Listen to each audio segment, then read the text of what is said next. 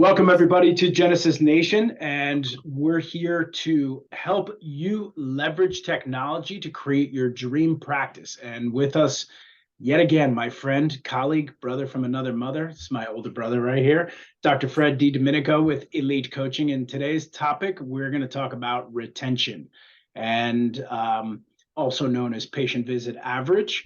And really applies way more to corrective style practices versus acute pain. But I want to dive into that a little bit.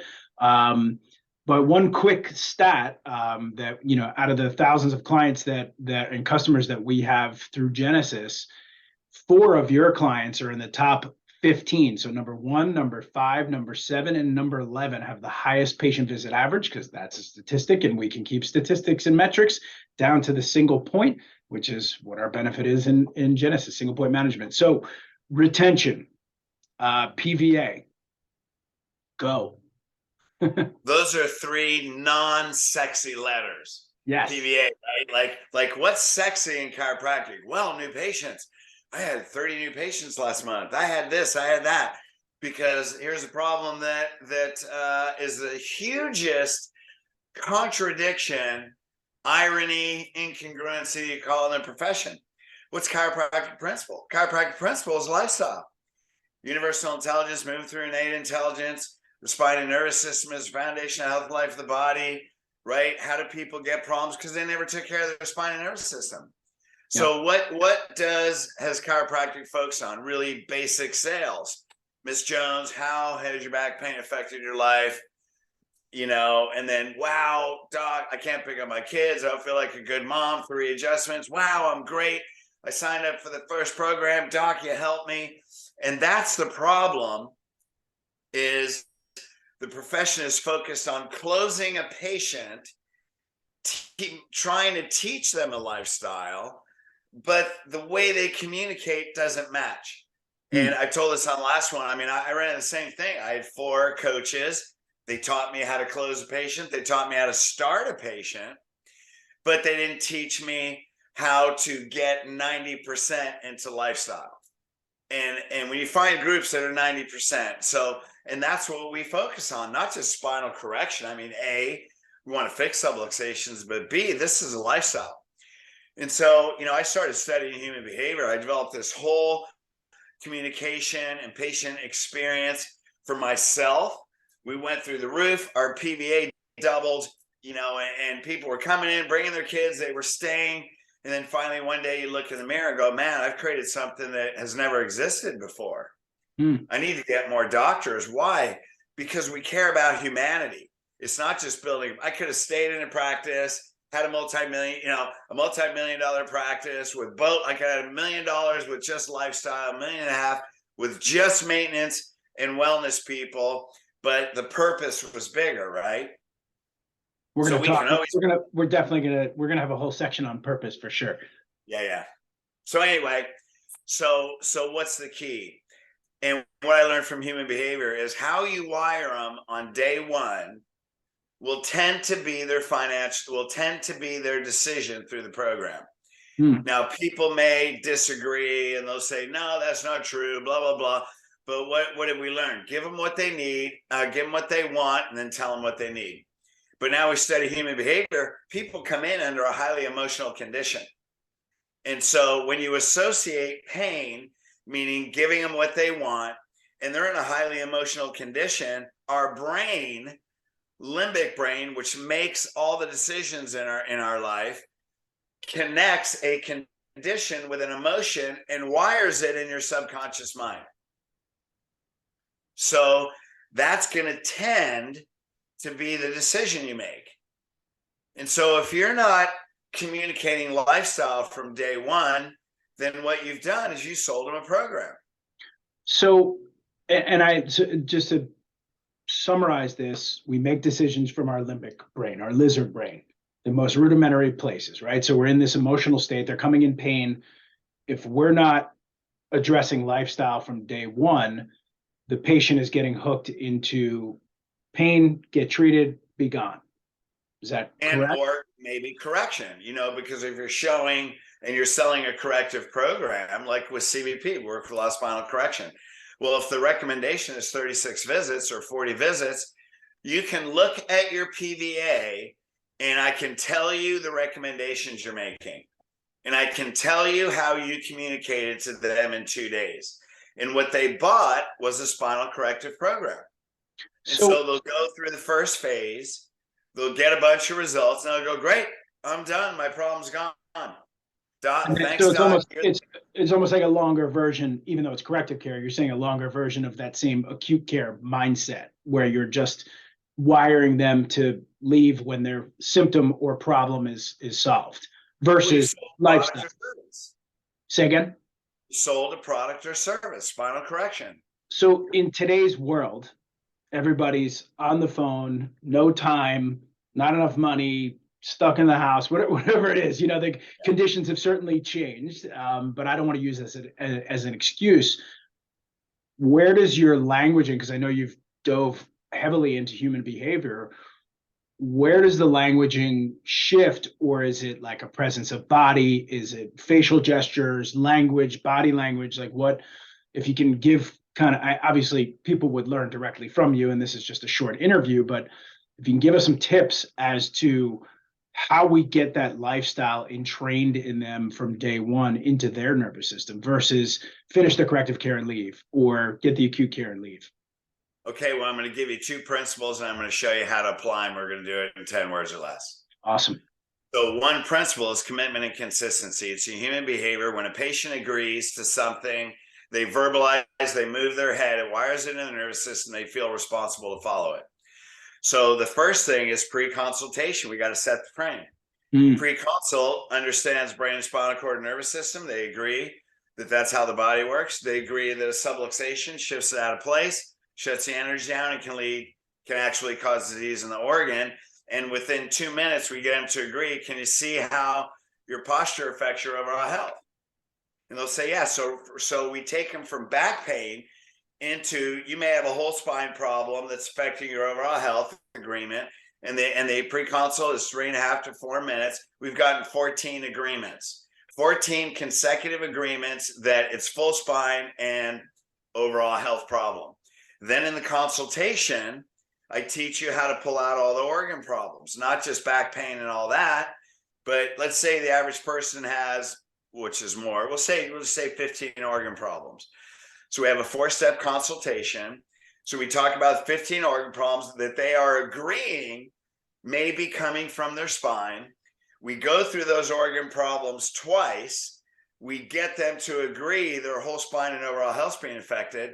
So we have 14 agreements, then 15 times 2, so that's 30 plus 14 is 44. Now we look at their posture. We go through those organ problems 2 more times. 44 plus 30 is 74. And then we have another handful of agreements. So basically in 30 minutes, you're getting 80 agreements where they're saying yes, they're nodding their head. They're not even the same person. And what are they agreeing to? That the spine and nervous system is a foundation of health and life in the body. They've already agreed to that they've lived this lifestyle, right? So they've seen their subluxation story, we call it, because people learn 22 times more effectively from stories. So we call it their subluxation timeline story, and we tell it in story form. And then we have 80 agreements, and they see their only problem is they didn't live the lifestyle. They never knew they were supposed to take care of the spine and nervous system. When they show up to you and you're looking at their health problems, the problem with healthcare and chiropractic, they think they're supposed to solve their health problems. You know what? We get rid of your asthma and allergies. You're just going to get it, and you're going to stay the rest of your life. How many people figured out that's not true, even when you have miracle healings, right? Someone could have migraines for 30 freaking years every day. 2 adjustments are gone. A week later, they're gone. Yeah. Right? And you're like, what? WTF, man? Come on. And so the whole thing is, they're not agreeing that these are their problem. They're agreeing that the way I live my life is the problem. Your program is just going to repair the damage of the way I live my life. Up until and the then. problem you're solving is we're going to live a different life that includes chiropractic. Awesome. So the problem is not their health. Chiropractic's going to fix that. That's your corrective program. The problem is the lifestyle you've led. And that's the only problem we're solving. So by the time we get to time and money, we also go through 20, 30-year health and life goals. So what life do you want to be living 30 years today? And once they find the purpose in that, now what are they investing in? They're investing in a life. With who? Them and their family. Mm. And once they understand lifestyle, they bring their family in immediately. So I'm going to give you 5 questions. This is a 60-second conversation that you can have on a daily visit, re-exam, anywhere. So that'd be, let's say, Brian, you're my patient. Oh, Brian, before you came here, did you know your spine and nervous system was the foundation of health, life of the body? No. I didn't know we were role playing. Sorry. I was paying attention. Well, that was the part where I said, Brian, you're going to be my patient. Yes. Sorry. Okay. My chair is falling down. You caught up fast. Yeah. And then I'd say, so what part of the rest of your life, Brian, do you want to have the most confidence in the health and strength of your body for you and your family? What part of the rest of your life? All of it. Exactly. Yeah. So can you see how chiropractic is actually a healthcare lifestyle? That makes sense. Yeah. Yeah. Now, who in your family? I know you have 2 kids. Which 2 kids aren't living that lifestyle? Let's say they never got adjusted. Which 2 kids aren't? Both of mine. I know that sucks. Don't you agree? So which one do you want to start with, your daughter or your son? Which one do you feel needs it the fastest, the most? I want them both. Well, there you go. Boom. Now there's 5 questions. How long do that? Let's take out the pause on the first question. Yeah, on my flub, yes. Yeah. So if you have those 5 questions, now people, I know my clients that ask this question, they get a kid in within 2 days. Which one do you want to start with? Boom.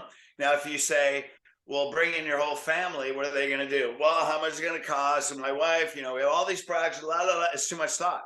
Which one do you want to start with? Every parent knows in a fraction of a second who that kid already is, and they bring him in that week. So I'm gonna pivot us back to retention, because the gist of our discussion so far was like new patients and bringing them through. Here's why. Yeah. If a person knows lifestyle, if a patient doesn't bring in their kids, will they know lifestyle? No, because that's your PVA. They're living. Got it. That's your retention. All right. Got it. That makes a lot of sense. Thank you for clearing that up in my brain. So I have a statement. 2 knuckles deep. Tell me about your embodied approach to the exam, so that the patient just doesn't cognitively answer these questions. They're feeling where their problems are occurring. Now that's more of a pain issue, but also, can you expand on that a little bit? Well, first of all, the experience comes from how you stimulate their nervous system, not the knowledge, right? So people believe what they feel. Yes. Information they have to try to remember, and experience they can't forget. I remember when I was in 8th grade, we were screwing around. I was pulling a manhole out, because we were going to, hey, let's go see what's down there, just being adventurous and stuff. And the thing flipped, and that metal, like 150-pound disc smashed on my foot. I can remember that today from when I was 14 years old. You have traumas and things that happen in your life you can't forget. Nope. Right? I can remember when I broke my collarbone eating shit on my skateboard like it was yesterday. Yeah. So the thing is, your nervous system wires into your memory. And so what we do, we shift them in their posture. We demonstrate, we dig on them where their subluxations are, so they feel it. They feel injured. And we say, we touch them from tip to tail 3 times in an exam. Mm. So you're touching their whole body. By the time you're done, they have never had a physical exam from any doctor ever that understands their body more than you do. And it's not that what's causing their condition, because all you got to do is look at an x-ray. Yeah. But they know, they are absolutely 100% certain in their heart and mind that you know exactly where their problem is more Well, than any doctor they've ever been to. there's a element like the concept of empathy comes up, but it's even deeper than empathy because it's embodied empathy. It's like you're helping them feel where their problem is, so it gets in deep rooted in their nervous system. Good Well, stuff. here's the problem. How many people tolerate back pain every day? 8 out of 10 Americans have back pain. Pain is part of life. Yes. Pain doesn't make them come in. Why does a person go to a doctor? Because they feel injured. They go to a doctor when they're injured, not when they experience pain. And so that exam is to show them their spinal injuries that are causing stress to the nervous system that are causing health problems. Awesome. Awesome. We could go on forever about this because I also want to talk about we'll finish it up with this is like having a better PVA, statistically speaking, or retention, or let's just put it this way, having a lifestyle practice.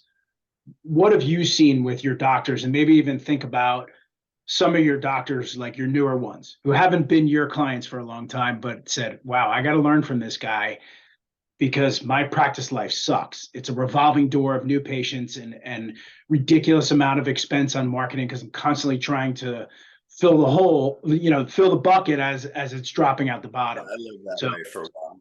okay. All right. So can you finish us off with that? Because we could talk forever. Yeah, I mean, God, there's like 8 million things going through my head. If you believe in chiropractic philosophy, and the question is, what do you want? Do you want people to come to you first? Do you want to be the gatekeeper of the health of their family? Love it. If you say, look, I just want to put a curve in my neck, I'm going to tell you a quick story real quick, and that'll answer your question. About 2 months ago, I saw on social media this woman, her 37-year-old daughter died. Now, when I saw them, I'm like, oh my God, I've been friends with that family for years. I took care of that family 32 years ago. That daughter came in when she was 5 years old with her 2-year-old sister. I adjusted her. I worked on her spine. She got her hearing back. She was deaf in one ear. 32 years now, she stopped vaccinating her kids. They came, but I ended up moving out of the area. And so I referred them to a friend of mine. I referred him to Billy D. And so 35 years later, I see the daughter died, the 5-year-old girl. Tragic accident, whatever. So I call the mom. And so I go to the funeral, and not only the mother was under chiropractic care, the 2 daughters are still under chiropractic care, their kids are under chiropractic care, and none of them are vaccinated. Awesome. So you look at 32 years ago, I gave a message, and I was treating kids that weren't born yet. That's because cool. The goal is generation. It just like trauma is generational, so can healing be. Exactly. Now, when you look at, do you want to have that level of impact? Now, I'm sure there's people on here that are saying, yeah, I take care of 3 generations all week long. Absolutely amazing. The question is, if you weren't there and you came 30 years later, would they still be living that lifestyle? That's impact.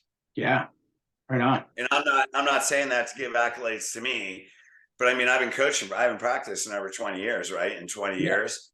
So it's like, I think back, wow, man, thank God. Thank God I understood the principle. Thank God I was convicted enough to learn how to communicate lifestyle. And thank God that no one in their family will ever be vaccinated again. And thank God everyone in their family for generations will go to a chiropractor first for healthcare. I'm going to have you drop your mic right now. You okay doing that? Yeah. All right. Now that's every person standing in front of you when your next patient, every patient from this day forward. Do you have that purpose? And if you do, then learn how to communicate in a way that you're seeing that consistently and create a legacy that goes far beyond your physical life. Awesome, brother. Thank you very much. And that's a good way to end because our next talk is actually going to be on purpose. So thank you, Genesis Nation, for coming in here. If you have comments and questions, you want to reach Dr. Fred or myself, anything about that, just drop some stuff in the chat below, and we'll be back for our next one. Thank you very much. Thanks, Doc. Thanks.